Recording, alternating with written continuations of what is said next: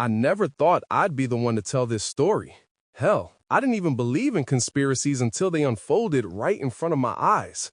My name is Alex Rivera, a 32-year-old guy from a working-class family in the Pacific Northwest. I grew up in Tacoma, the son of a mechanic and a school teacher, always more interested in video games and coding than in politics or world events. That skepticism carried me through college at UW, where I majored in computer science with a focus on geospatial analysis. By 2025, I'd landed a steady gig at Orbital Insights, a mid-sized tech firm in Seattle's bustling tech corridor. We specialized in satellite imagery, processing terabytes of data from orbiting birds to track everything from deforestation in the Amazon to shipping routes in the South China Sea. Our clients included big names like the USDA for crop monitoring and private firms for real estate development. But the real money came from government contracts, the kind that came with NDAs thicker than a phone book. Up until that fateful summer of 2027, my life was predictable. 9-to-5 shifts, staring at dual monitors, sipping overpriced coffee from the office Keurig, and occasionally hitting happy hour with coworkers at dive bars in Capitol Hill. I crunched numbers on weather patterns, predicting hurricane paths or modeling drought impacts, and map urban sprawl, watching cities like Los Angeles creep into the deserts pixel by pixel. I was good at it, but oblivious to the bigger picture.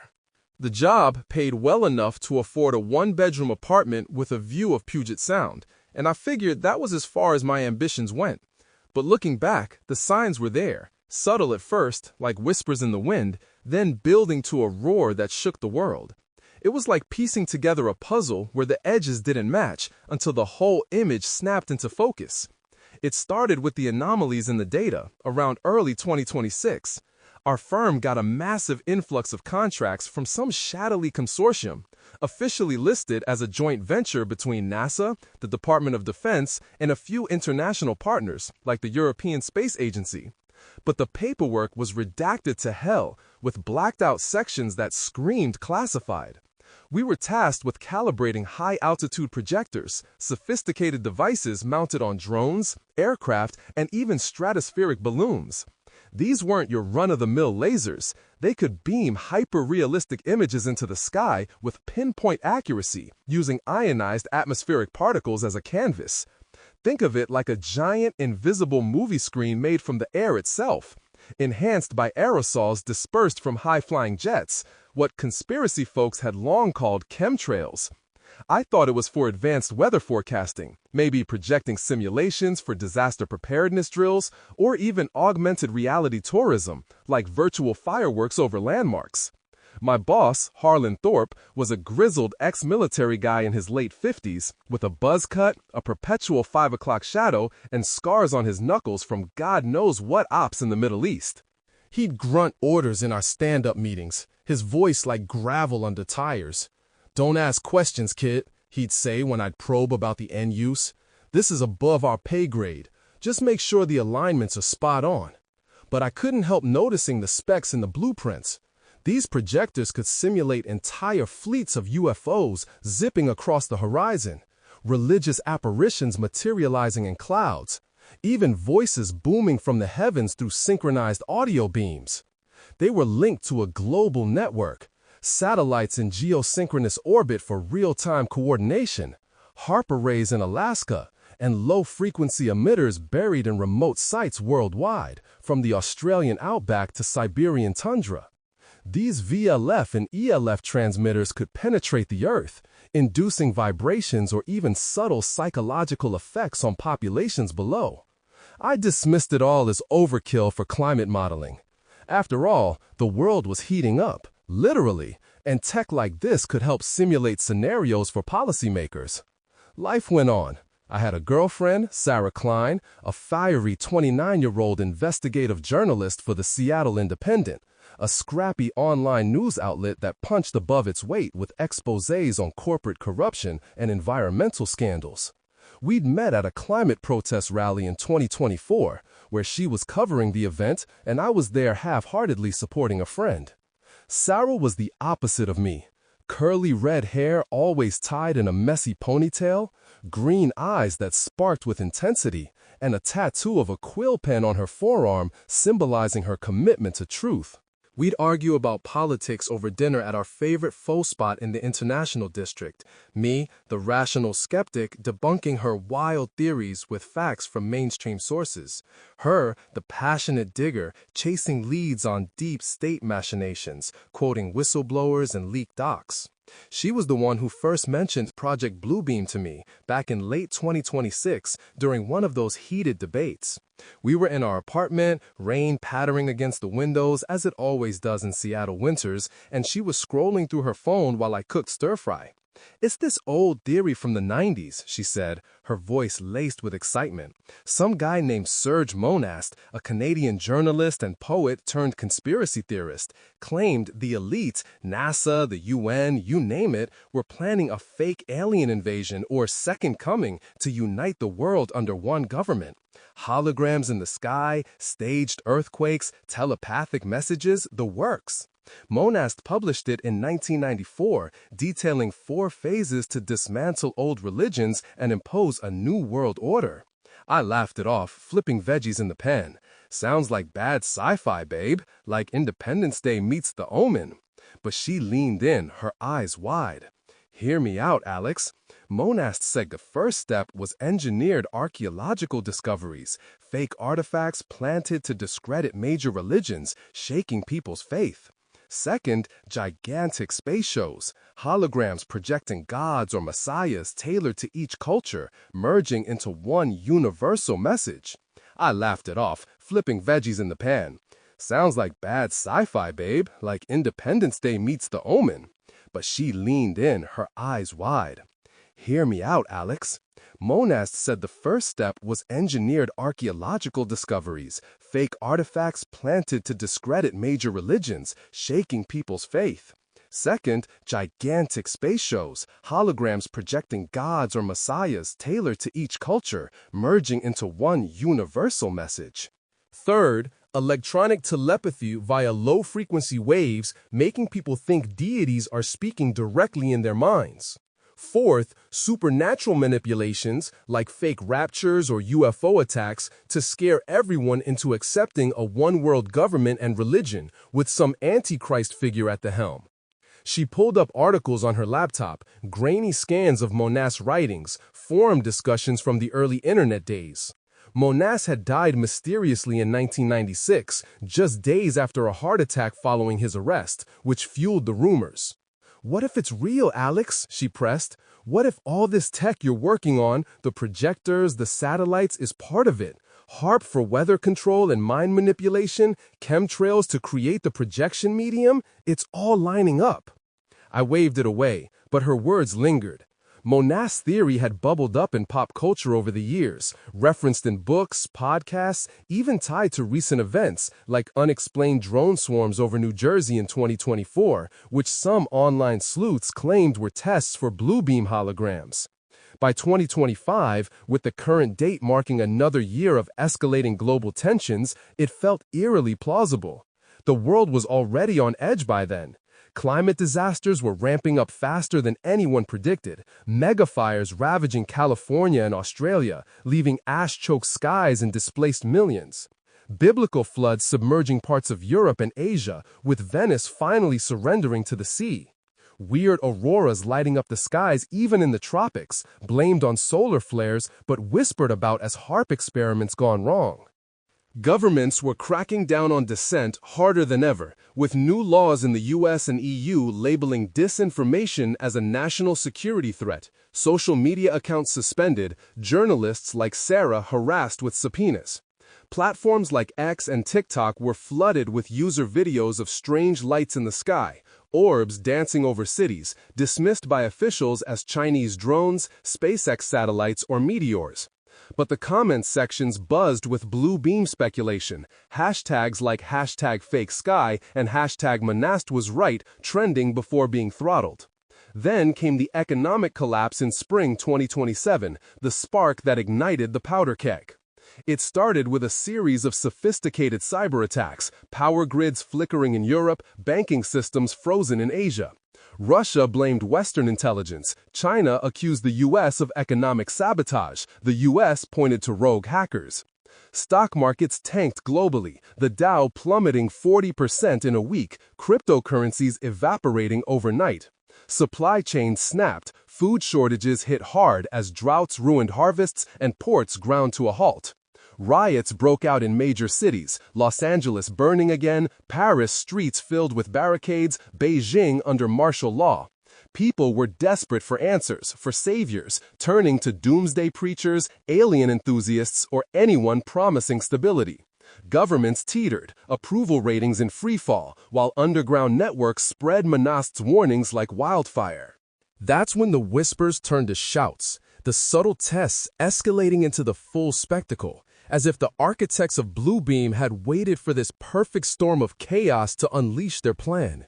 It was July 15, 2027, a clear night in Seattle that felt almost too perfect, like the calm before a storm you could sense in your gut but not in the forecast. The city had been unusually hot that week, temperatures pushing 95 degrees during the day, a rarity for the Pacific Northwest that had everyone blaming climate change or those persistent geoengineering experiments the government denied. Sarah and I had escaped the stuffy apartment to our small balcony overlooking Elliott Bay, where the Space Needle pierced the skyline like a relic from a more optimistic era. We were sipping cheap wine from mismatched glasses, watching the stars peek through the light pollution, trying to spot constellations amid the occasional satellite streak. It was our ritual on clear nights, a brief escape from the mounting global tensions we'd been glued to on our screens.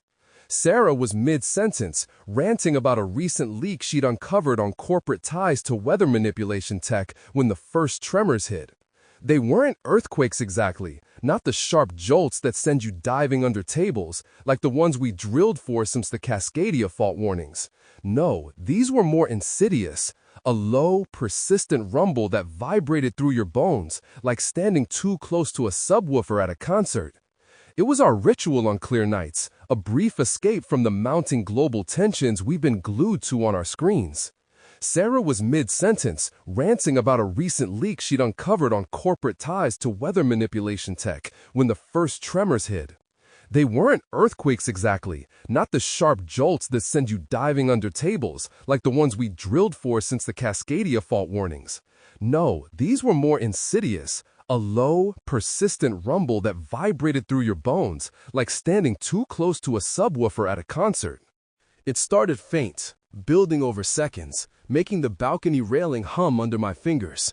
Our wine glasses clinked together on the table, and Sarah's eyes widened. "What the hell is that?" she whispered. My phone buzzed first, then hers, news apps lighting up with push alerts and rapid fire. Global seismic activity detected, source unknown. Multiple epicenters reported worldwide.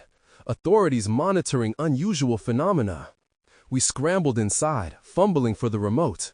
We tuned into CNN, the default for breaking news in those days before the networks got fully co-opted. The anchors looked rattled. Anderson Cooper's stand-in, a young woman with disheveled hair, was scrambling through reports. "We're getting unconfirmed accounts from correspondents around the globe," she said, her voice cracking. "Massive structures appearing in the sky over Jerusalem, witnesses describing angelic figures near the Dome of the Rock. Similar sightings over Mecca, where pilgrims at the Kaaba are reporting visions of the Prophet. In Rome, crowds are gathering at St. Peter's Square amid reports of apocalyptic signs."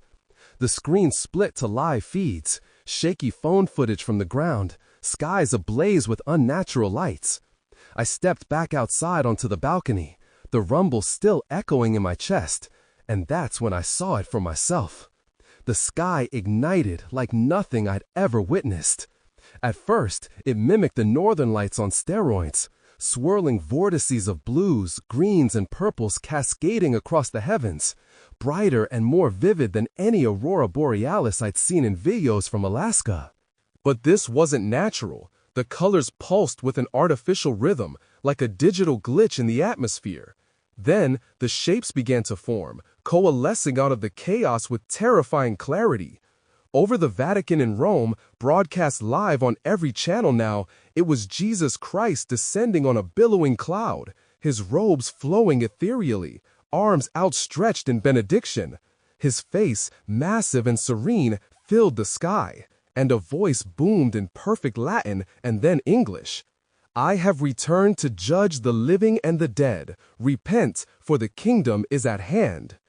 The audio was directional, somehow, beamed from those high-altitude projectors to target specific areas, making it feel like the words were coming from everywhere and nowhere.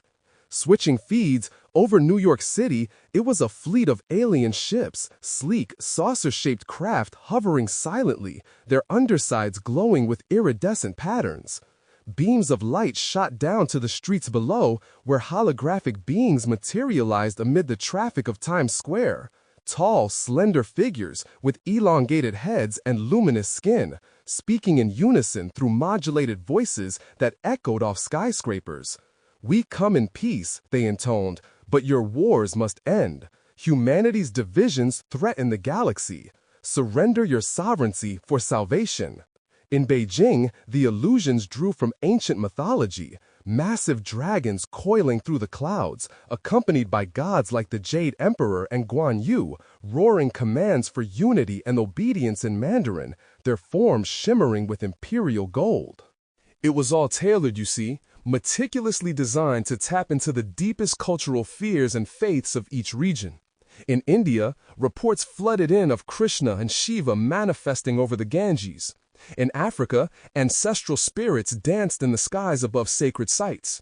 The architects had studied anthropology, psychology, pulling from Monat's blueprint, exploit religious archetypes to shatter old beliefs and forge a new synthetic one. No corner of the globe was spared. Even remote islands got scaled-down versions via satellite relays. I grabbed Sarah's hand, my heart pounding like a drum in my ears, sweat beading on my forehead despite the cooling night air. "This can't be real," I muttered, but deep down I knew. Those projectors I'd spent months calibrating at work, they were firing on all cylinders now, a symphony of deception orchestrated from command centers I could only imagine, bunkers in Cheyenne Mountain or under the Antarctic ice. The holograms were so vivid, indistinguishable from reality to the untrained eye. Full 3D projections with depth and shadow, enhanced by trillions of nanoparticles sprayed from those chemtrail flights weeks earlier.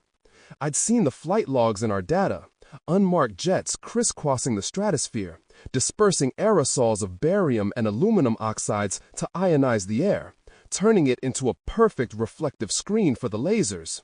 Low-frequency waves from the HAARP arrays in Alaska and copycat facilities in Norway and Russia manipulated emotions on a mass scale, inducing fear in conflict zones to quell riots, awe in religious hubs to inspire devotion. And the earthquakes? They were simulated with tectonic weapons, experimental weapons I'd glimpsed in classified specs. Buried seismic charges along fault lines, triggered remotely via satellite pulses to create localized quakes, proving the divine or extraterrestrial wrath. It was all straight out of Monast's warnings, updated with 21st century tech, DARPA-funded mind control, orbital weaponry, AI-driven scripting for the illusions. Chaos erupted immediately, as if a dam had burst. People flooded the streets below our apartment. Neighbors we'd barely nodded to in the elevator now spilling out in pajamas and robes. Some dropped to their knees in prayer, hands clasped skyward, murmuring hymns or pleas for mercy. Others, gripped by panic, smashed store windows and looted whatever they could grab, convinced that end times were here and survival meant stocking up on canned goods and batteries. Sirens wailed in the distance, police helicopters chopping the air overhead. Sarah, ever the journalist, snapped into action. "Come on, Alex, we've got to document this." She dragged me toward the door, grabbing her gear bag. She was on assignment that night, covering a late-night protest against food rationing, so her news van was parked downstairs, a beat-up white Ford with the Seattle Independent logo peeling on the side, equipped with cameras, satellite uplink, and a generator for blackouts. We piled in and drove toward downtown, dodging panicked crowds that clogged the roads, families fleeing with backpacks, zealots forming impromptu prayer circles in intersections. Horns blared, tires screeched. I white-knuckled the dashboard as Sarah weaved through the mayhem.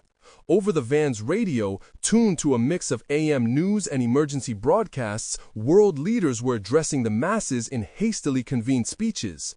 The U.S. president, a beleaguered figure who'd barely survived impeachment the year before, appeared on a White House feed looking shell-shocked, his tie askew, eyes darting off camera. My fellow Americans, he stammered, we are facing an unprecedented event. I urge calm and unity as we assess this phenomenon. A state of emergency is declared nationwide. Similar messages echoed from the UN Secretary General, the Chinese Premier, the Pope, all calling for peace, but their words felt scripted, hollow. Then, as we hit a red light near Pike Place Market, the voices started, not from the radio, but inside our heads. It was like a whisper at first, tickling the edges of your mind, then growing insistent. Telepathic murmurs that bypassed your ears entirely, courtesy of extremely low-frequency waves beamed from the same satellite network I'd helped optimize. Unite under one banner, the voices intoned, a chorus of neutral androgynous tones that felt both soothing and invasive. The old world is ending, a new order rises. Embrace the light or be consumed by the darkness. Sarah clutched her temples, swearing under her breath. It's them, the mind games Monast warned about. I nodded, nausea rising. I'd read the specs on those ELF emitters, buried antennas pumping out waves at 330 Hz, matching human brain frequencies to induce hallucinations, compliance, even false memories. The old world is ending, a new order rises. Embrace the light or be consumed by the darkness. Sarah clutched her temples, swearing under her breath. It's them, the mind games Monast warned about. I nodded, nausea rising. I'd read the specs on those ELF emitters, buried antennas pumping out waves at 330 Hz, matching human brain frequencies to induce hallucinations, compliance, even false memories. It was the culmination of decades of PsyOps research, from MK-Ultra to modern neuroweapons, all weaponized for this night. As we pushed on toward the Space Needle, where crowds were gathering under the looming holograms, I realized we were no longer just witnesses. We were in the heart of the storm, and the world would never be the same. We made it to the Space Needle after what felt like an eternity navigating the clogged streets of Seattle. The van's engine straining against the uphill climb toward the iconic landmark that had stood as a symbol of human ingenuity since the 1962 World's Fair. By then, the tremors had subsided into intermittent aftershocks, but the sky above the needle was a canvas of madness, a massive hologram of an alien overlord hovering like a god from a Lovecraftian nightmare. The figure was immense, easily 500 feet tall, with a bulbous head, tentacles writhing from its form, and eyes that glowed with an otherworldly crimson. It was clad in what looked like biomechanical armor, pulsing with energy veins, and its voice thundered across the city in a synthesized baritone that rattled windows. Earth is now a protectorate of the Galactic Federation. Your primitive conflicts have drawn our attention. Submit to our guidance or face eradication. The projection was so lifelike, shadows playing across its skin, particles of light scattering like dust motes, that even I, knowing the tech behind it, felt a primal chill. This wasn't random. The Overlord's design drew from decades of sci-fi tropes. Think H. R. Geiger meets Star Trek, to evoke maximum terror in a secular, tech-savvy population like Seattle's. Gunfire echoed through the night, sharp cracks piercing the Overlord's monologue, militias clashing with police in the shadow of the needle, convinced this was a real invasion straight out of their doomsday prepper manuals. These weren't your average gun owners. Seattle had seen a surge in armed groups over the past year, fueled by the economic collapse and online echo chambers. Groups like the Pacific Liberty Front, ex-vets and survivalists who'd stockpiled AR-15s and ammo in hidden caches had mobilized within minutes of the first holograms, mistaking the illusions for hostile ETs. I saw flashes from the ground, SWAT teams in riot gear firing tear gas into crowds, while militia members in tactical vests returned fire with semi-automatics, shouting about defending sovereignty. Bodies hit the pavement amid the chaos, innocents caught in the crossfire, their screams blending with the holographic overlord's warnings. The air reeked of cordite and fear sweat, and emergency vehicles wailed as they tried to push through the throngs. It was a microcosm of the global meltdown.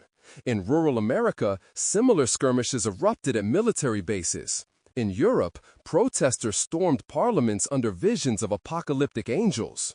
Sarah, undeterred, parked the van haphazardly on a sidewalk and leaped out with her camera rig, a high-end Sony with night vision lenses and a stabilizer she'd bought on a grant for investigative work.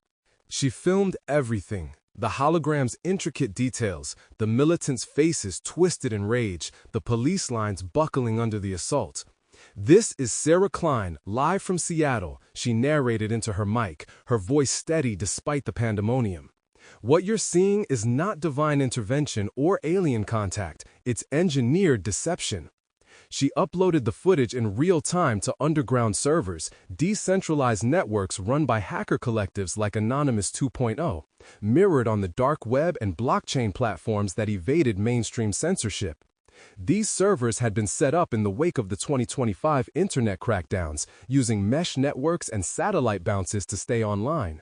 But even as she hit send on the last clip, the signal flickered, controlled blackouts rolling across the grid, orchestrated from fusion centers to silence dissent. Cell towers went dark, Wi-Fi vanished, only government-approved channels remained, broadcasting looped messages of "stay indoors and await instructions." That's when, hunkered in the van amid the flickering emergency lights, I confessed to her, "I think I helped build this."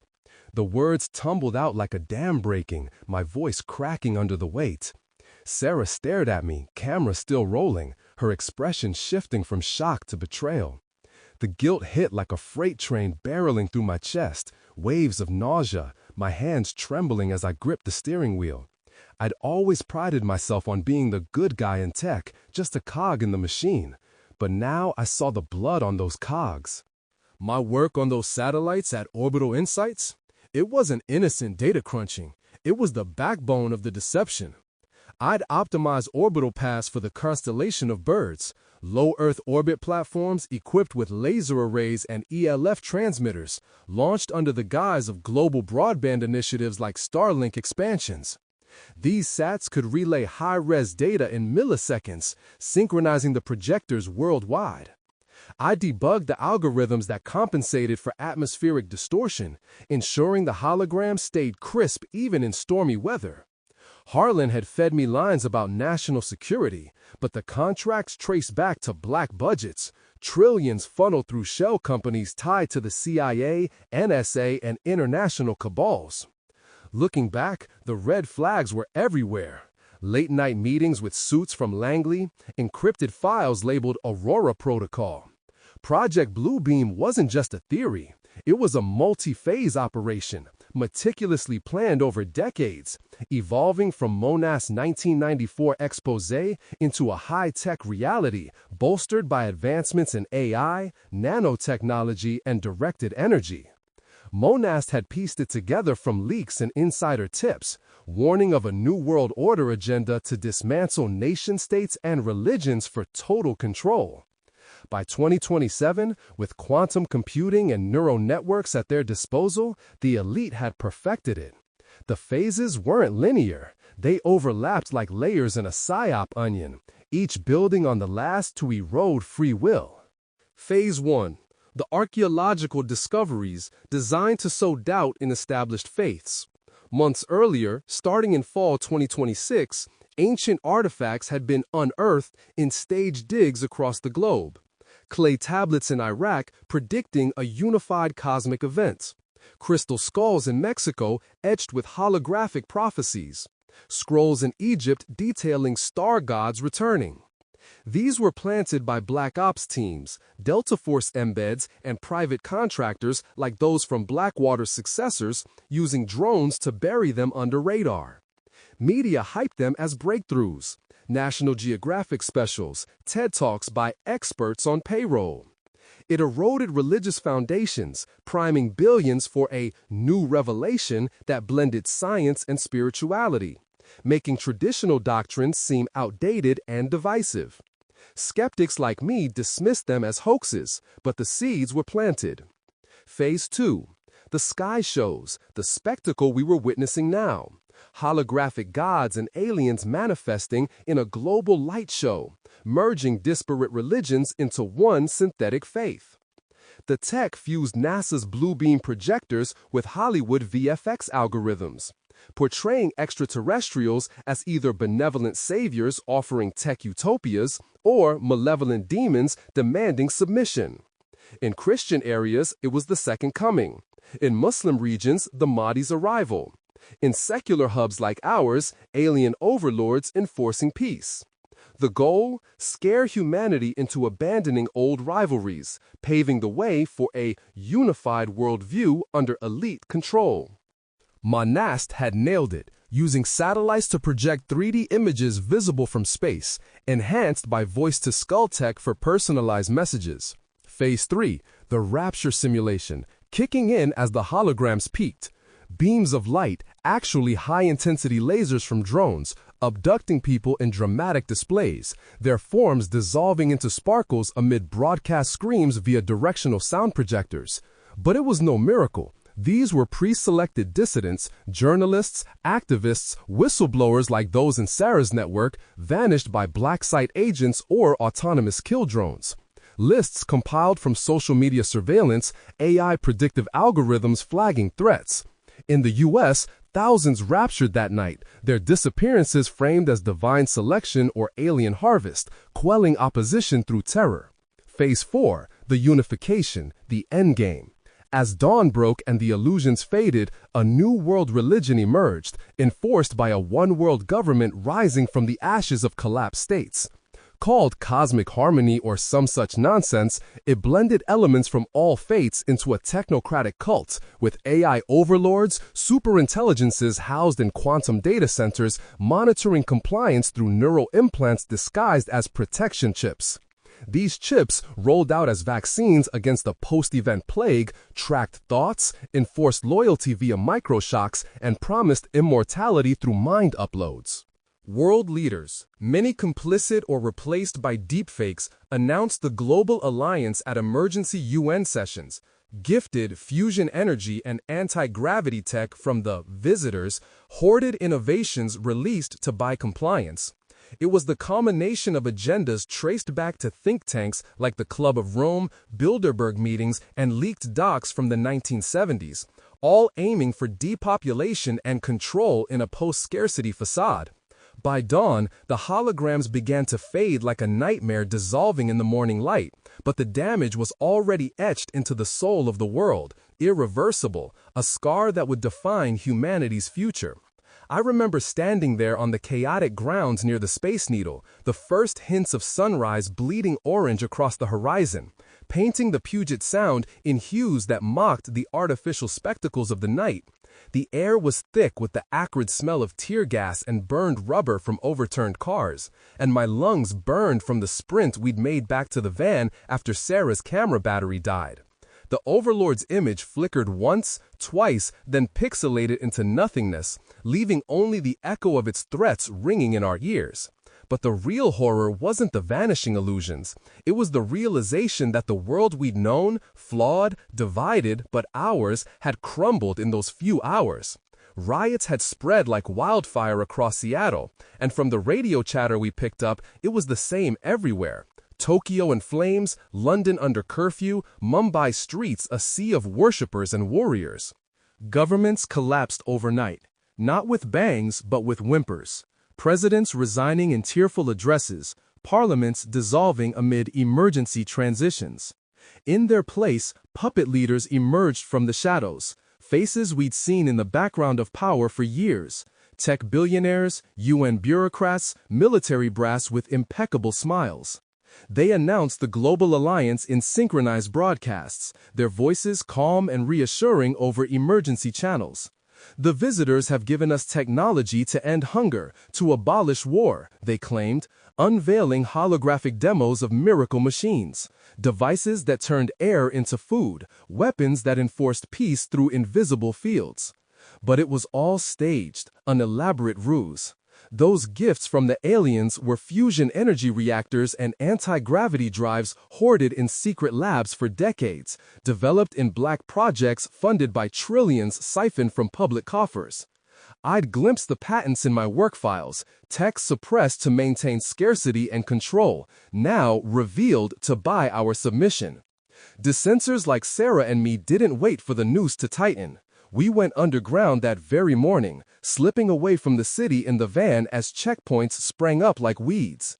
Imagine it, the two of us, hearts racing, weaving through back alleys where the streetlights still flickered from power surges, the van's tires crunching over broken glass from looted shops. We headed north toward the Cascades, guided by Sarah's contacts in the indie journalism world, people who'd been prepping for something like this since the first Manus leaks resurfaced online. We ditched the van in a forested pullout and hiked into the wilderness, our breaths fogging in the chill dawn air, backpacks heavy with water, MREs scavenged from her news kit, and a portable satellite dish for encrypted comms. Hidden bunkers awaited us, Cold War relics repurposed by off-grid communities, buried under layers of earth and camouflage netting, stocked with generators and canned goods. For weeks, we huddled in those damp concrete tombs, the hum of ventilation fans our constant companion, while Sarah broadcasted exposés over pirate radio and dark web streams. She'd set up her laptop on a rickety table, fingers flying across the keys, her face illuminated by the screen's glow as she revealed the tech behind the curtain. The very low-frequency transmitters buried in ocean trenches and mountain bases, pulsing waves that induced mass hallucinations and compliance. The orbital lasers from the satellite network I'd calibrated, painting the skies with precision beams that could fool even pilots into reporting UFO fleets. Her voice, steady and fierce, cut through the static.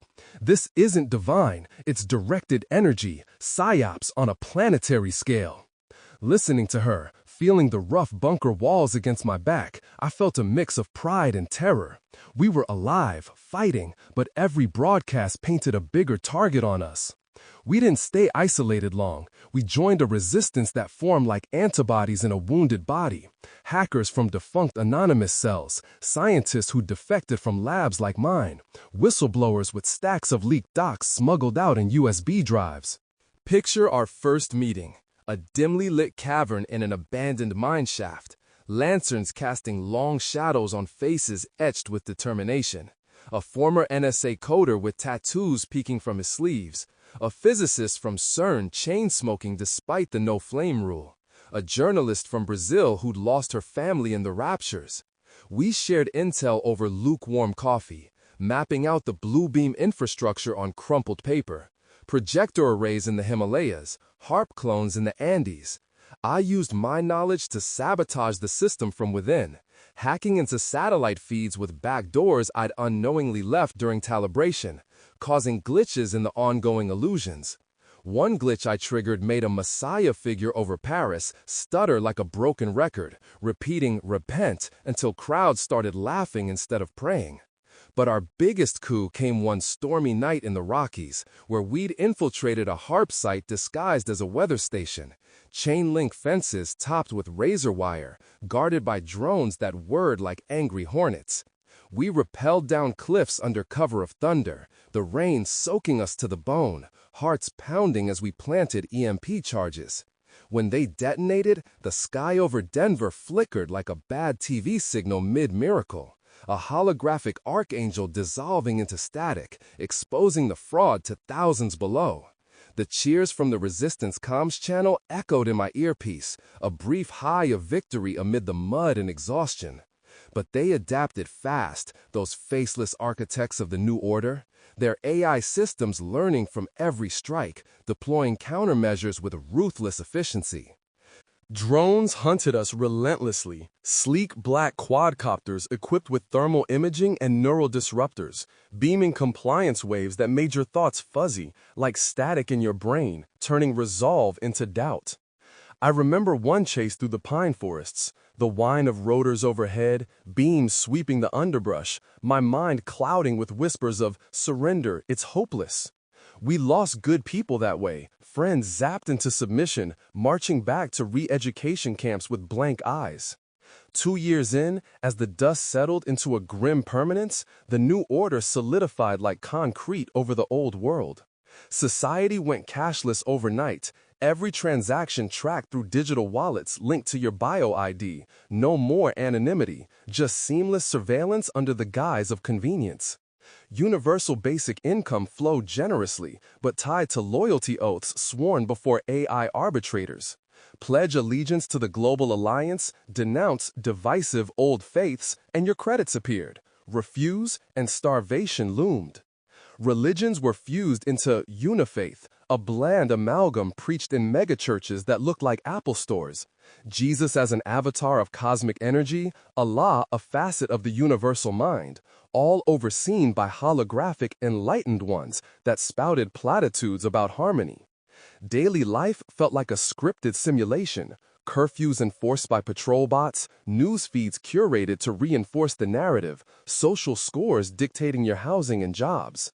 I lost Sarah in a raid on our bunker network, a swarm of drones descending at midnight, the air crackling with energy discharges disguised as divine lightning.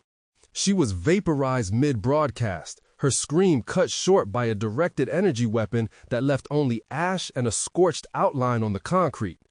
The pain hit me like a gut punch. I collapsed against the wall, the world blurring through tears, her scent still lingering on the blanket we'd shared. Alone now, I wander the wastelands, what used to be national parks, now exclusion zones dotted with ruined outposts and feral survivors. My beard's grown wild, my clothes ragged some endless treks, but I carry her recorder, telling anyone who'll listen around flickering campfires. It was all a lie. Project Bluebeam wasn't about aliens or gods. It was about control, a grand theater to strip us of our freedoms. They played on our deepest fears, our wildest hopes, and remade the world in their sterile image, turning brothers against brothers, dreams into chains. If you're reading this, huddled in some forgotten corner, feeling the weight of the sky above, fight back. Feel the dirt under your nails, the fire in your chest. The truth is down here, in the grit and the struggle, with the rest of us who refuse to bow. You're part of this story now. Grab a tool, a word, a spark, and let's tear down the illusions together.